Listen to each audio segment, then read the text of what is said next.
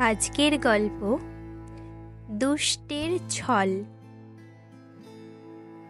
এক জঙ্গলে এক হিংস্র সিংহ বাস করত। সেই অঞ্চলে তার মতো শক্তিশালী সিংহ আর ছিল না। বনের পশুরা তার ভয়ে কাঁপত। তার 3টি সহচর ছিল, একটি নেকড়ে বাঘ, একটি শিয়াল আর একটি কাক। সিংহটি ছিল যেমন অত্যাচারী, তার বন্ধুরা ছিল তেমনি শয়তান। একবার দলছুট শান্ত শিষ্ট একটা উটের দেখা পেল ওরা। সিংহ বলল, বন্ধুগণ, এই নিরীহ উটটি আমাদের শরণাপন্ন, আমরা একেই গ্রহণ করব। তোমরা একমত তো? বন্ধুরা বলল, অবশ্যই, আপনি যা ইচ্ছা করবেন আমরা তাতেই রাজি। তারপর সেই সিংহ, নেকড়ে, শিয়াল আর কাক গিয়ে উটকে বন্ধু বলে স্বীকার করল। এদের অভ্যর্থনায় মুগ্ধ হয়ে উট বলল, আমি আমার জীবন দিয়ে আপনাদের বন্ধুত্বের সম্মান রক্ষা করব। তারপর সবাই মিলে প্রতিজ্ঞা করল, আমরা 5 বন্ধু একসাথে থাকব, একের বিপদে অপরকে সাহায্য করব, আমাদের মাঝে কখনো গন্ডগোল বাঁধবে না। তখন থেকে 5 বন্ধু এক জায়গায় শান্তিতে বাস করতে লাগলো। বেশ কিছুদিন পরের কথা, একবার একটা পাগলা হাতি ও সেই সিংহের মধ্যে ভীষণ লড়াই হলো। কে হারে কে জেতে বলা কঠিন। হঠাৎ পাগলা হাতি দাঁত দিয়ে সিংহের বুকে এমন আঘাত করলো যে সিংহ বাপ বাপ বলে যুদ্ধ ছেড়ে পালিয়ে বাঁচল। সেই থেকে বুকের ব্যথায় সিংহের হাঁটা চলা খাওয়া প্রায় বন্ধ হয়ে গেল। বুকের ব্যথায় কাতর হয়ে সিংহ পড়ে রইল। শিকার ধরা তার পক্ষে আর সম্ভব হলো না, তাই তাকে উপোস করেই থাকতে হয়। আবার সিংহ শিকার না করলে তার বন্ধু নেকড়ে, শিয়াল আর কাককেও না খেয়ে দিন কাটাতে হয়। এতদিন সিংহের প্রসাদ খেয়েই ওরা জীবন ধারণ করছিল। কেবল উটের খাদ্যের কোনো অভাব ছিল না।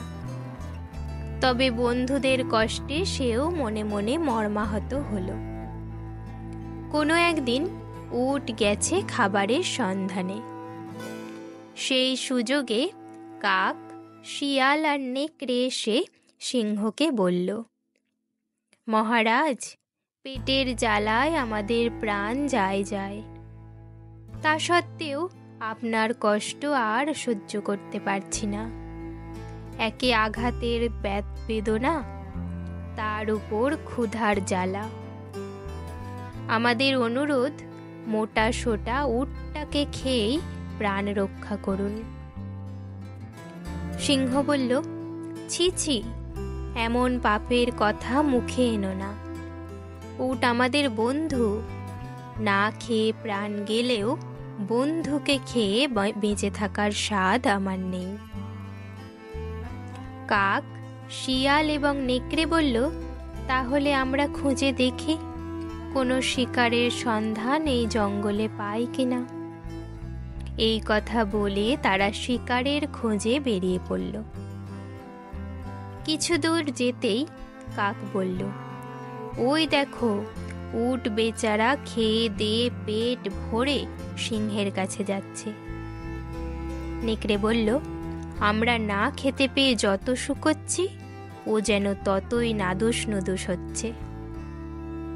শিয়াল বলল, কোনো একটা উপায় করে ওকে খাওয়া যায় না? কাক বলল, তোমরা যদি তাই চাও তো আমি এক উপায় দিতে পারি। চলো, আমার সঙ্গে সিংহের কাছে চলো। আমি যা বলবো তোমরাও তাই বলবে। শিকারের সন্ধানে যাওয়া ছেড়ে কাক, শিয়াল আর নেকড়ে সিংহের কাছে ঘুরে এলো।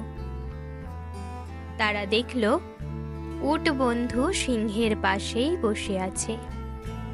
কাক বলল, মহারাজ, আমরা অনেক কষ্ট করে চেষ্টা করেও কোনো শিকারের সন্ধান পেলাম না, তাই আমি আমার জীবন উৎসর্গ করতে চাই। কেননা শাস্ত্রে আছে যে কুলে যে পুরুষ প্রধান, তাকে যেন তেন প্রকারে রক্ষা করাই কর্তব্য। সুতরাং মহারাজ, আপনি আমায় ভক্ষণ করে ক্ষুধা দূর করুন। কাকের বক্তব্য শুনে সিংহ বড় সন্তুষ্ট হল।